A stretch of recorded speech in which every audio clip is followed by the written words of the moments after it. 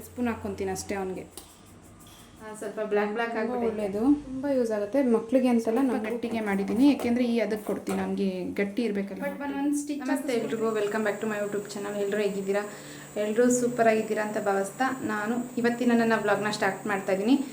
ಈ ಬ್ಲಾಗಲ್ಲಿ ಏನಂದರೆ, ನಾನು ಊರಿಗೆ ಹೊರಟಿದ್ದೆ ಅಲ್ವಾ, ಎಕ್ಸಾಮ್ ಮುಗೀತು, ಇನ್ನು ಹಾಲಿಡೇಸು ಊರಿಗೆ ಹೋಗ್ಬಿಟ್ಟು ಬರಬೇಕು. ಆಮೇಲೆ ನಮ್ಮ ಅಮ್ಮರ ಮನೆಗೆ ಬೇರೆ ಹೋಗಬೇಕು. ಸರಿ ಇಟ್ಟು ಖಾಲಿ ಆಗಿತ್ತು. ಊರಿಗೆ ಹೋಗ್ಬಿಟ್ಟು ಬರೋ ತನಕ ಒಂದು 15 ದಿನ ನಮ್ಮ ಅಮ್ಮರ ಮನೆಗೆ ಹೋಗೋವರೆಗೂ ಸ್ವಲ್ಪ ಮಾಡ್ಕೊಳ್ಳೋಣ ಅಂತ ನಮ್ಮಮ್ಮ ಮಾಡಿಟ್ಟಿರ್ತಾರೆ, ಹೋಗ್ಬೇಕಷ್ಟೇ. ತೊಗೊಂಡು ಬರೋಕ್ಕಾಗಲಿಲ್ಲ, ನಾನು ಹೋಗೋಕ್ಕಾಗಲಿಲ್ಲ. ಒಟ್ಟಿಗೆ ಎಕ್ಸಾಮ್ ಎಲ್ಲ ಮುಗಿಸ್ಕೊಂಡು ಬರ್ತೀನಿ ಅಂತ ಹೇಳಿದ್ದೆ. ಮತ್ತೆ ಆಗ್ಲಾಗ್ಲ ಓಡಾಡೋದು ಚೆನ್ನಾಗಿರಲ್ಲ ಪಾಪನ ಎತ್ಕೊಂಡು ಅಂತ ನಾನು ಮಧ್ಯದಲ್ಲಿ ಹೋಗೋಕ್ಕೆ ಹೋಗಲಿಲ್ಲ. ಎಕ್ಸಾಮ್ ಬೇರೆ ಹತ್ರ ಬಂತಲ್ಲ ಅಂತ.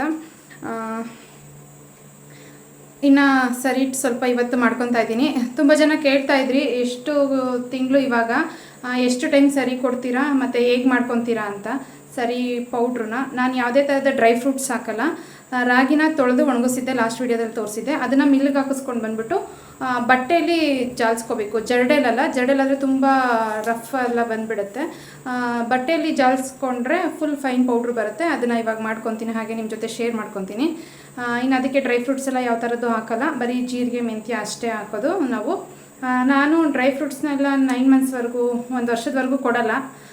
ಸ್ವಲ್ಪ ಜೀರ್ಣ ಆಗೋಕ್ಕೆ ಕಷ್ಟ ಆಗುತ್ತೆ ಮಕ್ಕಳಿಗೆ, ಹೆವಿ ಅನಿಸುತ್ತೆ. ಅದು ನಾವೇ ನಿಮಗೆ ಗೊತ್ತಿರ್ಬೋದು, ನಾವೇ ಬಾದಾಮಿನ 1 ಡೇಗೆ 4 ತಿನ್ನಬೇಕು ನಮ್ಮ ಏಜ್ಗೆ. ಅಂದರೆ ಇನ್ನು ಆ ಪಾಪುಗೆ ಎಷ್ಟು ಕೊಡಬಹುದು ಅಂತ ಲೆಕ್ಕ ಹಾಕ್ಕೊಳ್ಳಿ.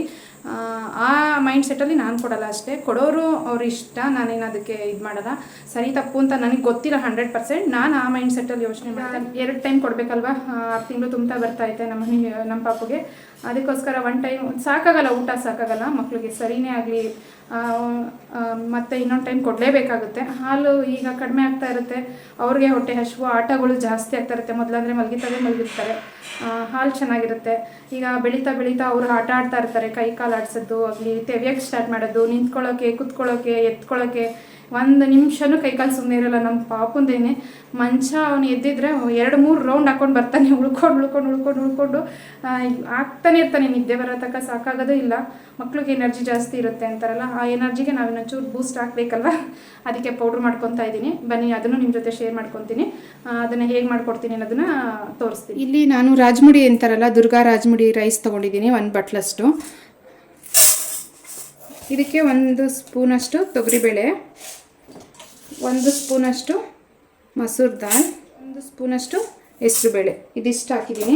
ಸ್ವಲ್ಪ ಬೇಳೆಗಳೆಲ್ಲ ನೋಡ್ಕೊಂಡು ಹಾಕಬೇಕು. ನೋಡಿದ್ದೀನಿ ನಾನು, ಕಲ್ಲು ಏನಾದರೂ ಇದ್ಬಿಟ್ರೆ ಕಷ್ಟ ಪಾಪು ಕೊಡೋದಲ್ವ.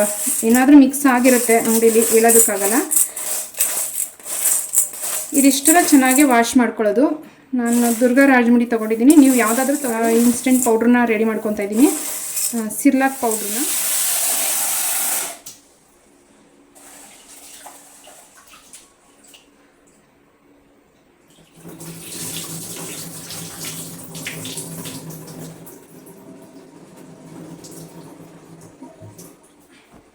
ಇದು ನಂದೇ 1 ಟಾಪ್ ತೊಗೊಂಡಿದ್ದೀನಿ,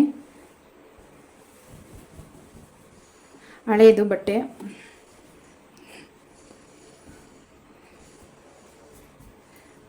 ಕ್ಲೀನಾಗಿರೋ ಬಟ್ಟೆ ತೊಗೊಂಡು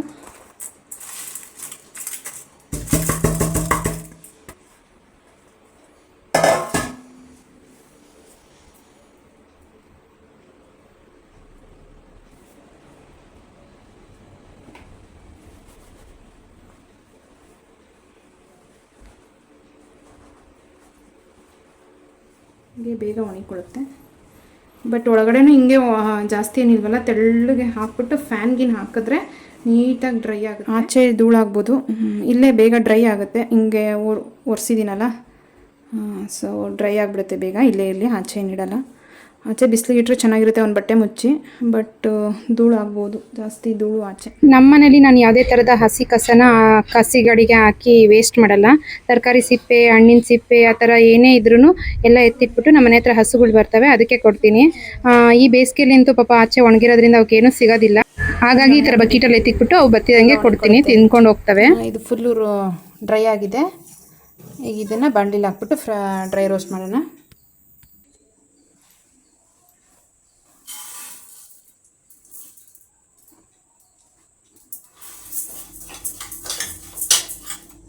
ಇದನ್ನು ಅಷ್ಟೇ ಲೋ ಫ್ಲೇಮಲ್ಲಿ ಚೆನ್ನಾಗಿ ಫ್ರೈ ಮಾಡ್ಕೋಬೇಕು.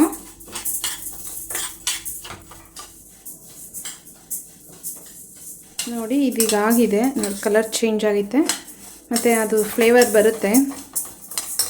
ಇದಾಗಿದೆ. ಈಗ ಆಫ್ ಮಾಡಿಬಿಟ್ಟು ಇದನ್ನು ಆರಕ್ಕಿಡೋಣ. ಅದನ್ನು ಆರಕ್ಕೆ ಹಾಕಿದ್ದೀನಿ ಒಂದು ಇದಕ್ಕೆ ಹಾಕ್ಬಿಟ್ಟು. ಈಗ ಇದಕ್ಕೆ 1 ಸ್ಪೂನ್ ಅಷ್ಟು ಜೀರಿಗೆ ಫ್ರೈ ಮಾಡ್ಕೋಬೇಕು.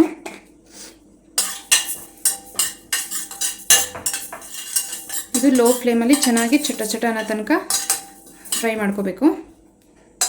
ಇದಾಗಿದೆ. ಈಗ ಆಫ್ ಮಾಡಿಬಿಟ್ಟು ಇದನ್ನು ಅದ್ರ ಜೊತೆ ಅಕ್ಕಿ ಜೊತೆ ಆರಕ್ಕಿಟ್ಬಿಡೋಣ. ಈ ಥರ ಕಲರ್ ಚೇಂಜ್ ಆಗುತ್ತೆ, ಆಗಿದೆ ಅಂತ ಅರ್ಥ. ಗಮ್ ಅಂತ ಬರುತ್ತೆ, ಘಮ ಬರುತ್ತೆ ತುಂಬ.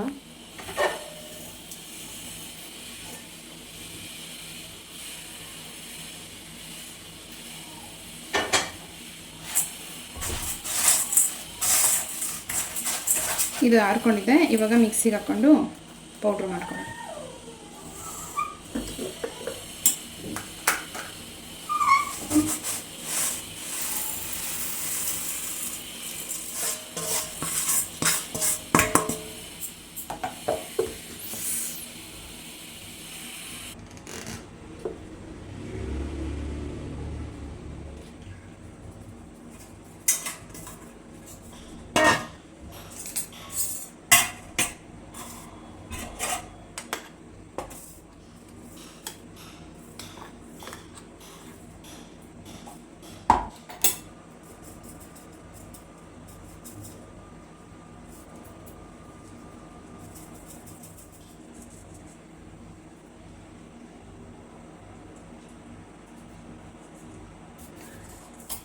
ಇದು ಅಕ್ಕಿ ಬೇಳೆದು ಇನ್ಸ್ಟೆಂಟ್ ಸಿರ್ಲಾಕ್ ಪೌಡ್ರು ಅಥವಾ ಸರಿ ಪೌಡ್ರು ರೆಡಿ ಆಯಿತು.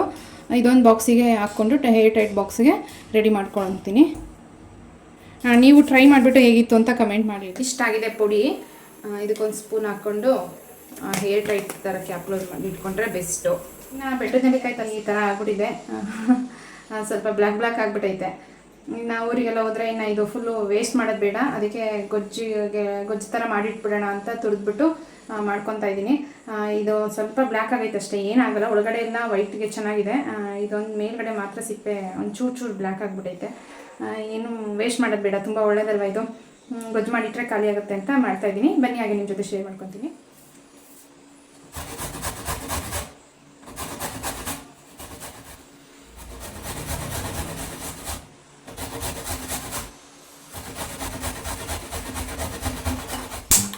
ಬೆಟ್ಟದ ನೆಲ್ಲಿಕಾಯ್ದು ಗೊಜ್ಜು ಮಾಡ್ತೀನಿ ಅಂತ ಹೇಳಿದ್ನಲ್ಲ, ಅದಕ್ಕೆ ಬಾಣಲಿ ಇಟ್ಕೊಂಡಿದ್ದೀನಿ. ಇದಕ್ಕೆ 1 ಸ್ಪೂನ್ ಮೆಂತ್ಯ,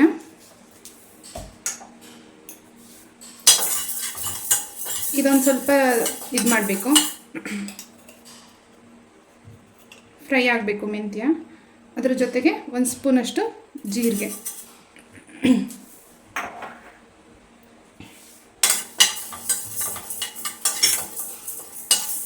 ಇದೊಂಚೂರು ರೋಸ್ಟ್ ಆದಮೇಲೆ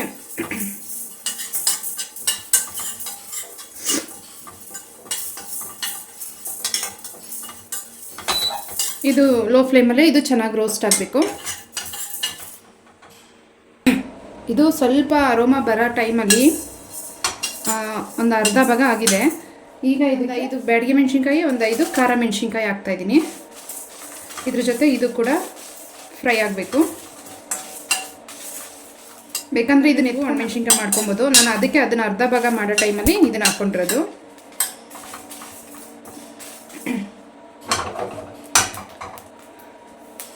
ಈಗ ಜೀರಿಗೆ ಸಿಡಿಯೋಕ್ಕೆ ಸ್ಟಾರ್ಟ್ ಆಯ್ತಲ್ವ, ಈ ಟೈಮಲ್ಲಿ ಒಂದು ಅರ್ಧ ಸ್ಪೂನಷ್ಟು ಸಾಸಿವೆ ಹಾಕಬೇಕು. ಮೆಂತ್ಯ ಜೀರಿಗೆ 1 ಸ್ಪೂನು, ಸಾಸಿವೆ ಅರ್ಧ ಸ್ಪೂನು. ಈ ಜೀರಿಗೆ ಬೇಗ ಆಗ್ಬಿಡುತ್ತೆ, ಅದಕ್ಕೆ ಲಾಸ್ಟಿಗೆ ಹಾಕಿದ್ದು. ಎಲ್ಲ ಒಟ್ಟಿಗೆ ಹಾಕೋತಾರೆ ಒಬ್ಬೊಬ್ಬರು, ಬಟ್ ನಾನು ಲಾಸ್ಟಲ್ಲಿ ಹಾಕ್ಕೊಂಡೆ. ನೋಡಿ ಜೀರಿಗೆ ಸ್ಟಾರ್ಟ್ ಆಯಿತು. ಈಗ ಆಫ್ ಮಾಡಿಬಿಟ್ರೆ ಜೀರಿಗೆ ಸಿಡಿಯೋಕ್ಕೆ ಸ್ಟಾರ್ಟ್ ಆದಾಗ ಒಲೆ ಆಫ್ ಮಾಡಿಬಿಡ್ಬೇಕು. ಇನ್ನು ಆ ಬಿಸಿಲೇನೆ ಇದೆಲ್ಲ ಡ್ರೈ ರೋಸ್ಟ್ ಆಗುತ್ತೆ. ಸಾಸಿವೆ ಸಿಡಿತಾ ಇದ್ದಂಗೆ ಆಫ್ ಮಾಡಬೇಕು. ಇದನ್ನು ಆರ್ಕೊಂಡ್ಮೇಲೆ ಪುಡಿ ಮಾಡ್ಕೊಳ್ಳೋದು. ಈಗ ಇದೇ ಬಾಣಲಿಗೆ ಅದಕ್ಕೂ ಮುಂಚೆ ಒಂದಿಷ್ಟಪ್ಪ ಹುಣಸೆಹಣ್ಣ ತೊಳೆದ್ಬಿಟ್ಟು ನೆನೆಸ್ಕೊಂಡಿರ್ತೀನಿ. ಈಗ ಅದೇ ಬಾಣಲಿಗೆ ಸ್ವಲ್ಪ ಎಣ್ಣೆ ಹಾಕ್ಬಿಟ್ಟು ಇದಕ್ಕೊಂದು ಸ್ವಲ್ಪ ಎಣ್ಣೆ ಜಾಸ್ತಿ ಹಾಕಬೇಕು. ಇಷ್ಟು ಎಣ್ಣೆ ಹಾಕಿದ್ದೀನಿ. ಎಣ್ಣೆ ಕಾದ್ಮೇಲೆ ಕಡಲೆಬೇಳೆ, ಸ್ವಲ್ಪ ಉದ್ದಿನಬೇಳೆ,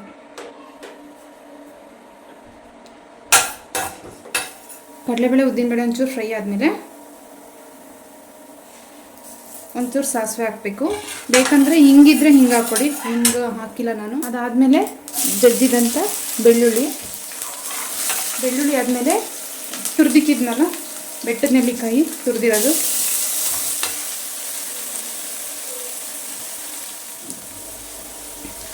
ಇದನ್ನು ಚೆನ್ನಾಗಿ ಎಣ್ಣೆಯಲ್ಲಿ ಬೇಯಿಸ್ಕೋಬೇಕು. ಇದೊಂದು ಸ್ವಲ್ಪ ಎಣ್ಣೆಯಲ್ಲಿ ಬೇಯಿಸಿದ್ಮೇಲೆ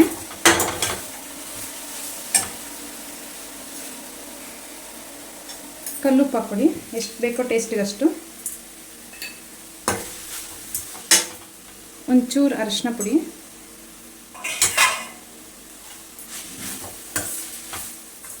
ಈಗ ಪುಡಿ ಮಾಡ್ಕೊಂಡ್ವಲ್ಲ ಹುರಿದಿದ್ದನ್ನ ಪುಡಿ ಮಾಡಿದ್ದೀನಿ. ಈ ಕಲರ್ಗೋಸ್ಕರನೇ ಬ್ಯಾಡಿಗೆ ಮೆಣಸಿನ್ಕಾಯಿ ಹಾಕೋದು. ಈ ಪುಡಿನ ಹಾಕೋದು ಪೂರ್ತಿ ಹಾಕ್ಬಿಡ್ಬೇಕು. ಅಷ್ಟು ಇಷ್ಟಕ್ಕೆ ಮಾತ್ರ ನಾನು ಮಾಡಿದ್ದೆ. ಲೋ ಫ್ಲೇಮಲ್ಲಿ ಇರಲಿ.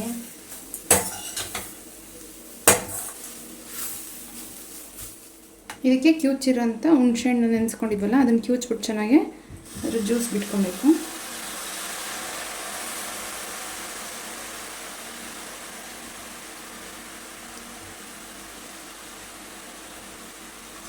ಒಂದು 2 ಟೈಮ್ಸ್ ಆದ್ರೂ ನೀರು ಹಾಕ್ಕೊಂಡು ಕಿವುಚ್ಕೊಂಡು ಇದಕ್ಕೆ ಇದ್ರದ್ದು ರಸ ಬಿಡಬೇಕು. ಹುಳಿ ಇರುತ್ತಲ್ಲ ಇನ್ನೂ ತುಂಬ ಹೊತ್ತು ನೆನೆಸಿ ಒಂದೇ ಸತಿ ಆದರೆ ಪರವಾಗಿಲ್ಲ. ನಾನೊಂದು 2 ಟೈಮ್ಸು ನೀರು ಹಾಕ್ಕೊಂಡು ಕಿವುಚ್ಕೊಳ್ತಾ ಇದ್ದೀನಿ.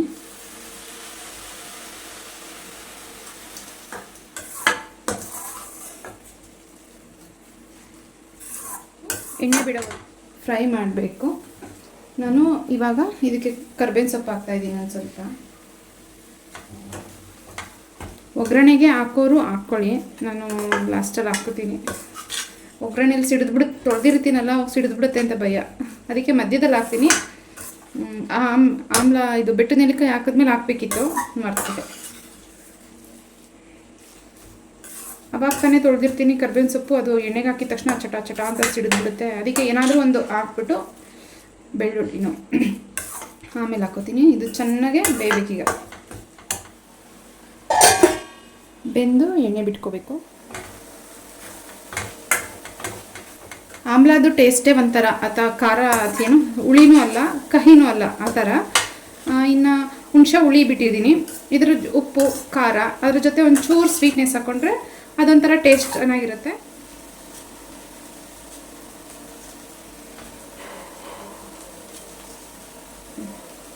ಅಷ್ಟು ಬೇಕಾಗುತ್ತೆ.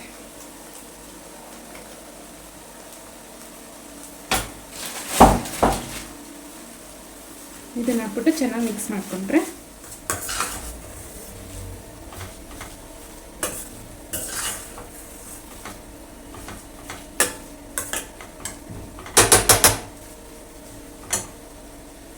ರೆಡಿ ಆಯಿತು ಗೊಜ್ಜು.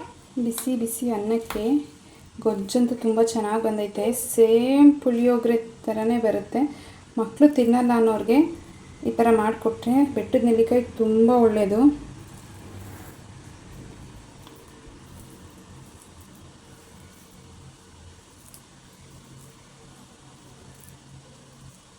ತುಂಬ ಚೆನ್ನಾಗಿ ಬಂದೈತೆ. ಟ್ರೈ ಮಾಡಿ, ನೀವು ಹೇಗೆ ಬಂತು ಅಂತ ಕಮೆಂಟ್ ಮಾಡಿ ಹೇಳಿ. ಅಟ್ಲೀಸ್ಟ್ ಮಂತ್ಲಿ ಒನ್ಸ್ ಆದರೂ ಈ ಥರ ಮಾಡಿದ್ರೆ ಬೆಟ್ಟದ ನೆಲ್ಲಿಕಾಯಿಂದ ಮಕ್ಕಳಿಗೆ ತುಂಬ ಯೂಸ್ ಆಗುತ್ತೆ. ಮಕ್ಕಳಿಗೆ ಅಂತಲ್ಲ, ನಮಗೂ ಕೂಡ. ಆಯಿಲ್ ಒಂದು ಸ್ವಲ್ಪ ಜಾಸ್ತಿ ಹಾಕ್ಬೇಕು, ಇದಕ್ಕೆ ನಾನು ಕಡಿಮೆ ಹಾಕಿದ್ದೀನಿ. ಎಷ್ಟು ಹಾಕಿದ್ರೂ ಅದು ಹೀರ್ಕೊಳ್ಳುತ್ತೆ. ಸೇಮ್ ಪುಳಿಯೋಗರೆ ಥರ ಬರುತ್ತೆ ಟೇಸ್ಟ್. ನಿಮಗೆ ಬೆಟ್ಟದ ನೆಲ್ಲಿಕಾಯಿ ಹಾಕಿದ್ದೀವಿ ಅನ್ನೋ ಫೀಲೇ ಬರಲ್ಲ. ಟ್ರೈ ಮಾಡಿಬಿಟ್ಟು ನನಗೆ ಕಮೆಂಟ್ ಮಾಡಿ ಹೇಳಿ. ಈ ಥರ ದಬ್ಬರೆಗೆ ಈ ಬಟ್ಟೆ ಇದು ಚೆನ್ನಾಗಿ ಬರುತ್ತೆ ಅಂತ ನಮ್ಮಮ್ಮ ಕೊಟ್ಟು ಕಳಿಸಿದ್ರು. ಪ್ರೀತಮಿಗೆ ಮಾಡಿದ್ರಂತೆ, ಇದರಲ್ಲಿ ನೀಟಾಗಿ ಬರುತ್ತೆ ಹಸಿಟ್ಟು ಅಂದ್ಬಿಟ್ಟು ಎತ್ತಿಟ್ಟಿದ್ರಂತೆ. ಮತ್ತು ನಮ್ಮ ಪಾಪಂಗಾಗುತ್ತೆ ಅಂತ ಅಂದ್ಬಿಟ್ಟು ಚೆನ್ನಾಗಿ ಬರುತ್ತೆ ಇದರಲ್ಲಿ, ಇದರಲ್ಲೇ ಮಾಡ್ಕೊ, ಅಕಸ್ಮಾತ್ ಎಮರ್ಜೆನ್ಸಿ ಬೇಕು ಅಂದರೆ ಬಟ್ಟೆ ತೊಗೊಂಡೋಗು ಅಂತ ಬಟ್ಟೆನೂ ಕೊಟ್ಟು ಕಳಿಸೈತೆ. ನೀಟಾಗಿ ಒಂದೊಂದು ಬಟ್ಟೆಲಿ ಬರಲ್ಲ. ಈ ಪಂಚೆ ಬಟ್ಟೆಲೆಲ್ಲ ತುಂಬ ಉದ್ರೋದಿಲ್ಲ, ಬಟ್ಟೆ ಪೌಡ್ರನ್ನೇ ಬರಲ್ಲ. ಹಿಂಗೆ ಕಟ್ಕೊಂಡ್ಬಿಟ್ರೆ ಇಲ್ಲಿ ಹಿಂಗೆ ಮಾಡ್ಕೊಳ್ಳೋದು. ರಾಗಿ ತೊಳೆದಿದ್ನಲ್ಲ ಅದನ್ನು ಸಿಟ್ ಮಾಡಿಸಿದ್ದೀನಿ. ಇದನ್ನ ಹಿಂಗೆ ಹಾಕ್ಕೊಂಡು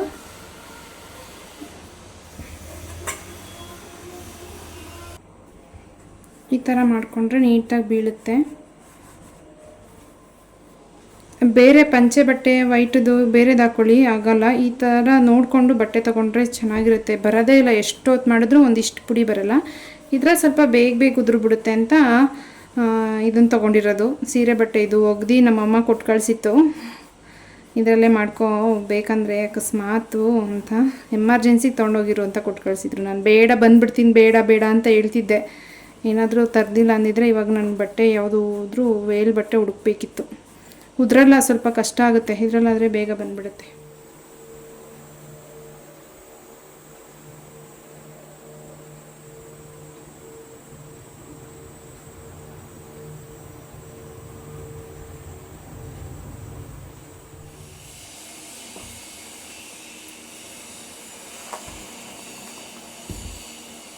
ಇಷ್ಟು ಮಾಡ್ಕೊಂಡಿದ್ದೀನಿ.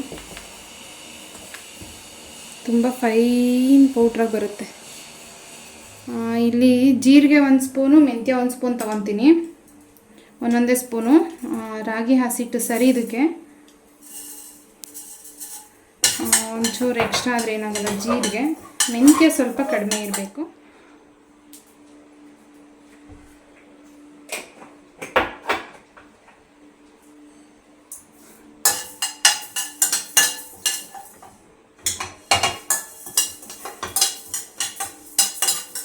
ಇದು ಸರಿ ಇಟ್ಟಿಗೆ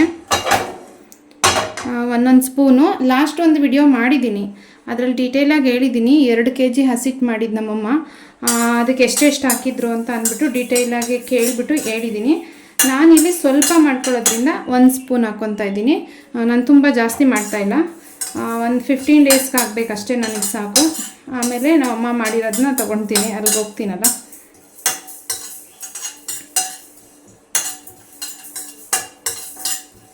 ಅದಕ್ಕೋಸ್ಕರ ಒಂದೇ 1 ಸ್ಪೂನ್ ಹಾಕಿದ್ದೀನಿ. 1 ಸ್ಪೂನ್ ಜೀರಿಗೆ, 1 ಸ್ಪೂನ್ ಮೆಂತ್ಯ ಸಪ್ರೇಟ್ ಹುರ್ಕೋಬೇಕು. ಈಗ ಚಟ ಅಂತ ಇದೆ ನೋಡಿ ಎಲ್ಲನೂ. ಈ ಥರ ಲೋ ಫ್ಲೇಮಲ್ಲಿ ಚೆನ್ನಾಗಿ ಹುರ್ಕೋಬೇಕು. ಇದನ್ನು ಲೋ ಫ್ಲೇಮಲ್ಲಿ.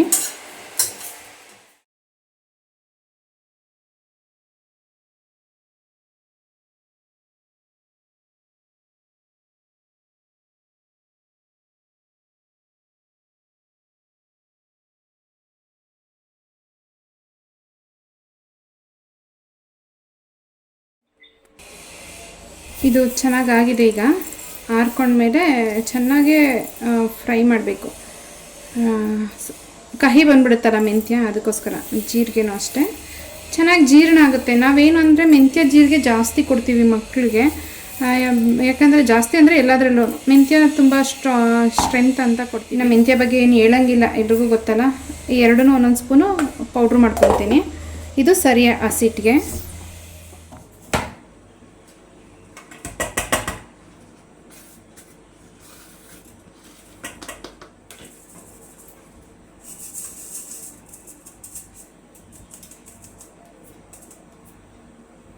ಇದು ಪುಡಿ ಆಗ್ದಲೇ ಇರೋದು.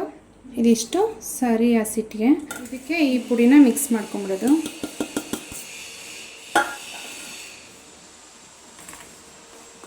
ನಾನು ಕೈ ಆಗಿತ್ತಲ್ಲ, ಅದಕ್ಕೆ ಕೈಯಲ್ಲೇ ಮಿಕ್ಸ್ ಮಾಡ್ಕೊತಾ ಇದ್ದೀನಿ. ಮತ್ತೆ ಏನು ಅಂದ್ಕೊಬೇಡಿ. ಈಗ ಇದನ್ನು ಈ ಥರ ಬಾಕ್ಸಿಗೆ ತುಂಬ್ಕೊತೀನಿ.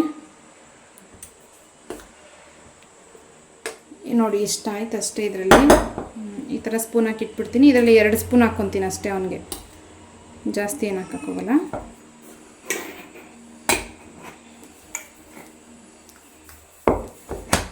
ಈಗ ಪಾಪುಗೆ ಅಕ್ಕಿದು ಸರಿ ಇಟ್ಟು ಮಾಡಿದ್ನಲ್ಲ, ಏನು ಸಿರ್ಲಾಕ್ ಅಂತೀವಿ, ಅದನ್ನು ಮಾಡಿ ತೋರಿಸ್ತಾ ಇದ್ದೀನಿ. ಒಂದು 2.5 ಸ್ಪೂನಷ್ಟು ಅಕ್ಕಿ ಪೌಡ್ರನ್ನ ತೊಗೊಂಡಿದ್ದೀನಿ. ಅಕ್ಕಿ ಬೇಳೆದು ಪುಡಿ ಮಾಡಿದ್ನಲ್ಲ ಜೀರಿಗೆ ಎಲ್ಲ ಹಾಕಿ ಅದಕ್ಕೆ ಸ್ವಲ್ಪ ನೀರು ಹಾಕ್ಕೊಂಡು ಸ್ವಲ್ಪನೇ ನೀರು ಹಾಕ್ಕೊಂಡು ಕಳಿಸ್ಕೊತಾ ಇದ್ದೀನಿ. ಗಂಟಾಗಬಾರ್ದು ಅನ್ನೋದಕ್ಕೋಸ್ಕರ ಇದು ಎಲ್ಲ ಮಿಕ್ಸ್ ಆದಮೇಲೆ ಪೂರ್ತಿ ನೀರು ಹಾಕ್ಕೊಳ್ಳೋದು. ಇನ್ನು ಒಂದು ಸ್ವಲ್ಪ ನೀರು ಎಕ್ಸ್ಟ್ರಾ ಹಾಕ್ಕೊತೀನಿ. ಇದ್ರ ಜೊತೆಗೆ ಒಂದು ಚೂರು ಉಪ್ಪು ಹಾಕ್ಬಿಟ್ಟು ನೀಟಾಗಿ ಮಿಕ್ಸ್ ಮಾಡಿಬಿಟ್ಟು ಸೇಮ್ ಸರಿ ಹೆಂಗೆ ಮಾಡ್ಕೊಳ್ಳೋದು ಹಂಗೆ ಮಾಡ್ಕೊಬೋದು. ನಿಮಗೆ ಬೇಕಂದರೆ ತೆಳ್ಳಗೆ ಮಾಡಿ ಸ್ಪೂನಲ್ಲಿ ತಿನ್ನಿಸ್ತೀವಿ ಅನ್ನೋ ಅದಕ್ಕೆ ಬೇಕಂದರೆ ಮಾಡ್ಕೊಬೋದು. ನಾನು ಸ್ವಲ್ಪ ಮಾಮೂಲಿ ಸರಿ ಯಾವ ಕನ್ಸಿಸ್ಟೆನ್ಸಿಯಲ್ಲಿ ಮಾಡ್ಕೊತೀನೋ ಅದೇ ಇದರಲ್ಲಿ ಮಾಡ್ಕೊಂಡಿದ್ದೀನಿ. ಅದಕ್ಕೆ ನೀವು ಇನ್ನೂ ತೆಳ್ಳಗೆ ಬೇಕಂದರೆ ಮಾಡ್ಕೊಬೋದು. ಇದನ್ನು ಟೇಸ್ಟಾಗಿ ಚೆನ್ನಾಗಿರುತ್ತೆ, ಘಮ ಇರುತ್ತೆ. ಈ ಥರ ಒಲೆ ಮೇಲೆ ಇಟ್ಬಿಟ್ಟು ಲೋ ಫ್ಲೇಮಲ್ಲೇ ತಿರುಗಿಸ್ತಾನೆ ಇರಬೇಕು, ಇಲ್ಲಾಂದರೆ ಗಂಟಾಗ್ಬಿಡುತ್ತೆ. ತಿರುಗಿಸ್ಕೊಂಡು ಅದು ಫುಲ್ಲು ಅದು ಅದಕ್ಕೆ ಬಂದಮೇಲೆ ಒಂದು 2-3 ಸೆಕೆಂಡ್ ಅಷ್ಟು ಪ್ಲೇಟ್ ಮುಚ್ಚಿಬಿಟ್ಟು ಬೇಯಿಸ್ಕೋಬೇಕಾಗುತ್ತೆ ಇದನ್ನು. ಮತ್ತು ತುಪ್ಪನೂ ಇದಕ್ಕೆ ಹಾಕೋತೀನಿ ಡೈರೆಕ್ಟ್. ಸಪ್ರೇಟಲ್ಲಿ ರಾಗಿ ಸರಿಗೆ ತುಪ್ಪ ತಿನ್ನಿಸ್ತೀವಲ್ಲ ಆ ಥರ ಏನು ಮಾಡೋದಿಲ್ಲ. ಮತ್ತು ರಾಗಿ ಸರಿ ಹೆಂಗೆ ಮಾಡೋದು ಅನ್ನೋದು ನಂದೊಂದು ವಿಡಿಯೋ ಇದೆ, ಆ ವಿಡಿಯೋದಲ್ಲಿ ನೋಡಿ ಸಿಗುತ್ತೆ. ಅದನ್ನು ಕೂಡ ವಿಡಿಯೋದಲ್ಲಿ ಮಾಡಿ ಹೇಳಿದ್ದೀನಿ. ಮತ್ತು ನಾವೇನು ನಮ್ಮ ಕಡೆ ಏನು ಅಂದರೆ ನಾವು ತುಂಬ ಈಸಿ ಮಕ್ಕಳಿಗೆ ಫುಡ್ ಕೊಡೋದು. ಎಲ್ಲ ಥರನೂ ಈಗಲೇ ಕೊಡೋದಿಲ್ಲ. ಈಗ ನಾವು ತುಂಬ ಅಂದರೆ ರಾಗಿನೇ ಕೊಡೋದು, ರಾಗಿ ಹಸಿಟ್ಟು ಮುದ್ದೆ, ರಾಗಿ ಸರಿನೇ ಕೊಡೋದು ಜಾಸ್ತಿ. ಇದು ತುಂಬ ಅಪರೂಪ, ಯಾವಾಗಾದರೂ ಮಾಡ್ತೀವಿ. ತುಂಬ ಅಂದರೆ ಆಮೇಲೆ ಕ್ಯಾರೆಟು ಮತ್ತು ಬೀಟ್ರೂಟು ಆ ಥರದ್ರಲ್ಲಿ ನಾವು ತರಕಾರಿಗಳನ್ನ ಬೇಯಿಸಿ ಮಾಡಿ ಕೊಡೋದು, ಆ ಥರ ಜಾಸ್ತಿ. ಇನ್ನು ಬೇರೆ ಎಲ್ಲ ಡ್ರೈ ಫ್ರೂಟ್ಸು ಅದೆಲ್ಲ ಕಾಳುಗಳೆಲ್ಲ ಸ್ವಲ್ಪ ಕಡಿಮೆನೇ ಕೊಡೋದು 1 ವರ್ಷದ ತನಕ. ಆಮೇಲೆ ನಮ್ಮ ಫುಡ್ಡನ್ನೇ ನಾವು ಸ್ವಲ್ಪ ಜೊತೆಲಿ ತಿನ್ನಿಸ್ಕೊಂಡು ಅಭ್ಯಾಸ ಮಾಡಿಸ್ಕೊಂಡ್ಬಿಡ್ತೀವಿ. ನಾವು ತುಂಬ ಈಸಿಯಾಗಿ ಮಕ್ಕಳನ್ನ ನಮ್ಮ ಊಟಕ್ಕೆ ತಗೊಂಡ್ಬಿಡ್ತೀವಿ. ಹಂಗಾಗಿ ನಾವು ತೋರಿಸ್ತೀನಿ ಮುಂದೆ ಕೂಡ ಅದು ಹೆಂಗೆ ಅಂತ. ನೀವೇ ಯಾವ ಥರ ಮಾಡ್ತೀರಾ ಅನ್ನೋದನ್ನು ಕಮೆಂಟ್ ಮಾಡಿ ಹೇಳಿ. ನೋಡಿ, ನಾನು ಅದಕ್ಕೆ ಮಾಡಿಕೊಂಡು ತುಪ್ಪ ಹಾಕ್ಬಿಟ್ಟು ಚೆನ್ನಾಗಿ ಮಿಕ್ಸ್ ಮಾಡಿಬಿಟ್ಟು ಪ್ಲೇಟ್ ಮುಚ್ಚಿ ಬೇಯಿಸ್ಬೇಕು 1-2-3 ಸೆಕೆಂಡ್. ಅದು ಸೀಯಕ್ಕೆ ಬಿಡಬಾರ್ದು. 1-2-3 ಸೆಕೆಂಡ್ ಆದರೂ ಪ್ಲೇಟ್ ಮುಚ್ಚಿ ಬೇಯಿಸಿ ಅರಳಿಸ್ಕೋಬೇಕು, ಆವಾಗ ಚೆನ್ನಾಗಿ ಬೆಂದಿರುತ್ತೆ. ಈಗ ತುಪ್ಪ ಹಾಕ್ಬಿಟ್ಟು ಮಿಕ್ಸ್ ಮಾಡಿಕೊಂಡು ತಿನ್ನಿಸ್ಕೊಳ್ಳೋದು. ಇದನ್ನು ಟ್ರೈ ಮಾಡಿಬಿಟ್ಟು ಹೇಗೆ ಬಂದಿತ್ತು ಅಂತ ನನಗೆ ಕಮೆಂಟ್ ಮಾಡಿ ಹೇಳಿ. ಇನ್ನೂ ಇದನ್ನು ತೆಳ್ಳಗೆ ಬೇಕಂದ್ರೆ ಮಾಡ್ಕೊಬೋದು.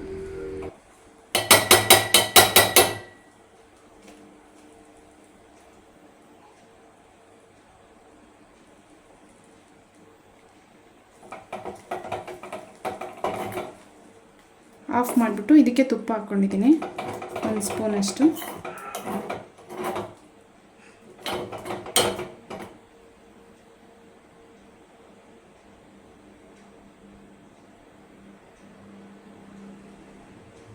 ತುಪ್ಪ ಹಾಕ್ಬಿಟ್ಟು ಚೆನ್ನಾಗಿ ಮಿಕ್ಸ್ ಮಾಡಿಬಿಟ್ಟು ಹಿಂಗೆ ತಿನ್ನಿಸೋದು.